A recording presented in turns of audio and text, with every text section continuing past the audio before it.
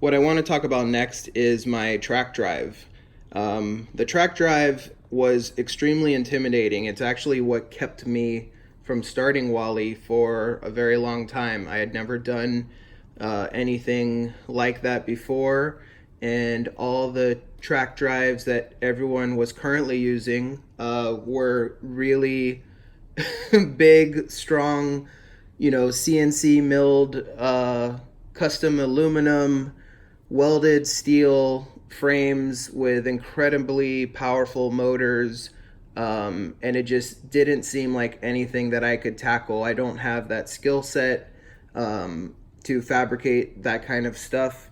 And so the track was kind of a mystery for me for a long time. And then I saw John Sprinkle's track that he was developing, and it was made out of PVC pipe. And I know PVC pipe very well. That's something I can work with.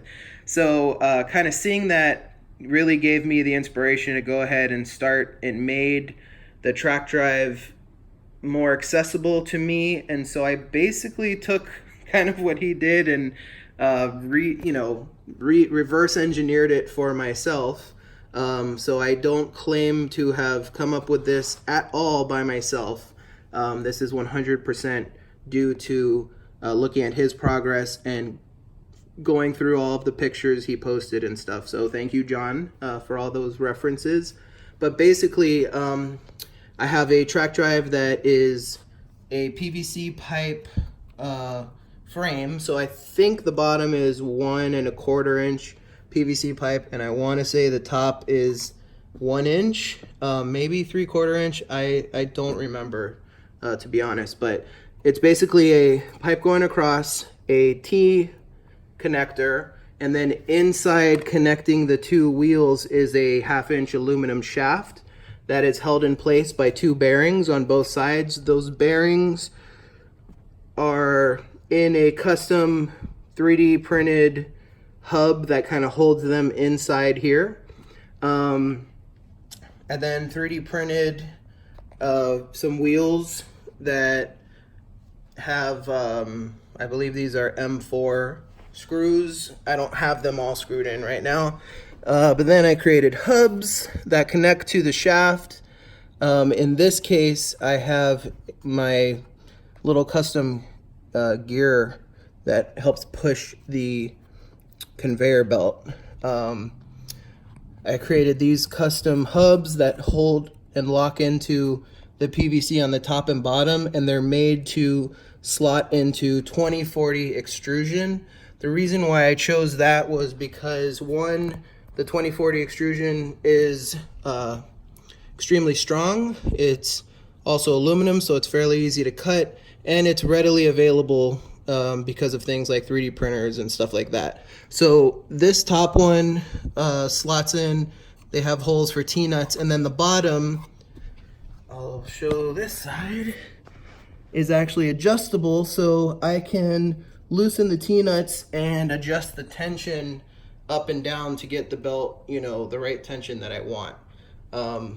What I'll do now is I will flip the base over so you can see where the motors are and how all that works. Before I get into the motors and how all that works, I do want to just quickly touch base on the wood wheels that I have on one side. I basically just used some MDF wood because I could cut those out extremely fast, and they would be just as strong, if not stronger, than the 3D printed ones.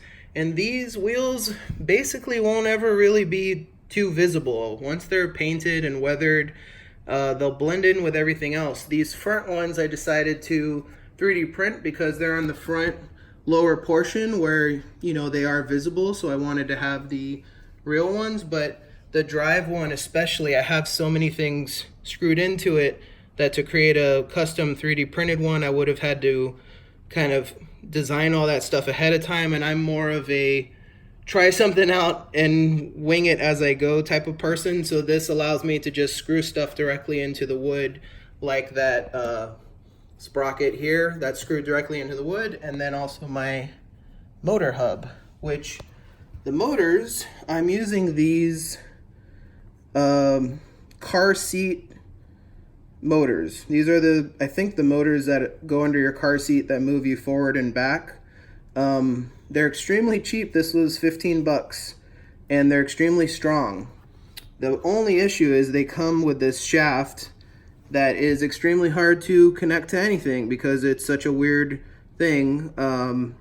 I had several different shaft designs until finally I went really simple, in which case I just used my drill press and drilled a hole directly through this shaft, created a 3D printed hub that it then slots into, and then a screw goes right through the top, through the shaft, and is locked down on the bottom, and so that the shaft is held in place by the hub, and the rotation happens thanks to this little screw, which is basically like a giant set screw.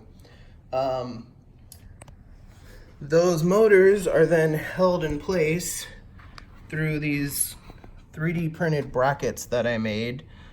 These, again, the 2020 extrusion, or 2040 extrusion slots through there. They have the curve of the motors, so they just sit right in there. They're at the perfect height so that the motors are parallel to the ground. Right now I just have zip ties, but these will be hose clamps. Eventually that'll just hold the motor in place so the motor doesn't rotate. I originally had in mind a piece to go all the way through, but the pieces that I had on hand were too short, so I cut them and just, have them bracketed into the base right now. But before I start driving it around a lot, I will put a solid piece in there because it'll make it a little more sturdy. But again, these brackets then screw directly into my frame, and I have a fully functioning Wally. Now, I have done tests by just kind of hooking the battery up and driving it that way. It does go nice and fast. Everything seems to hold pretty well so far. I haven't done any extensive drive tests yet, so the jury's still out if all of this is going to hold together long term. I know that Mike Senna talked about some wear and tear on the conveyor belt notches, so that is definitely a concern.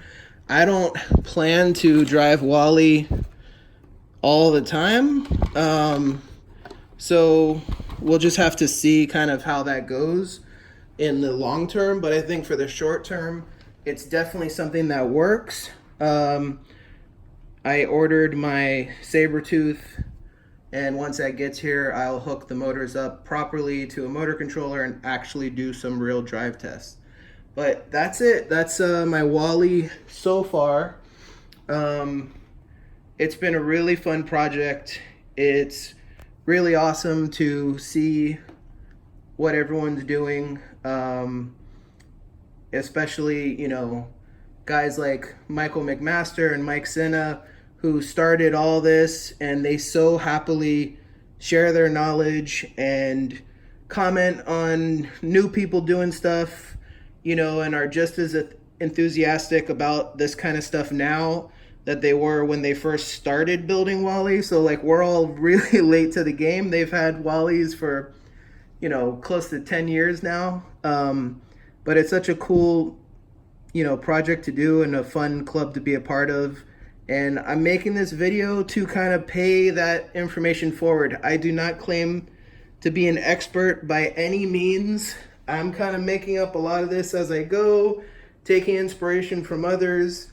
But if I can kind of share what I'm doing, and if it helps others at all, then I feel great about that, because just seeing what everyone else is doing has helped me so much. So hope you guys enjoyed the video. Hopefully the next one will be him actually driving and all put together.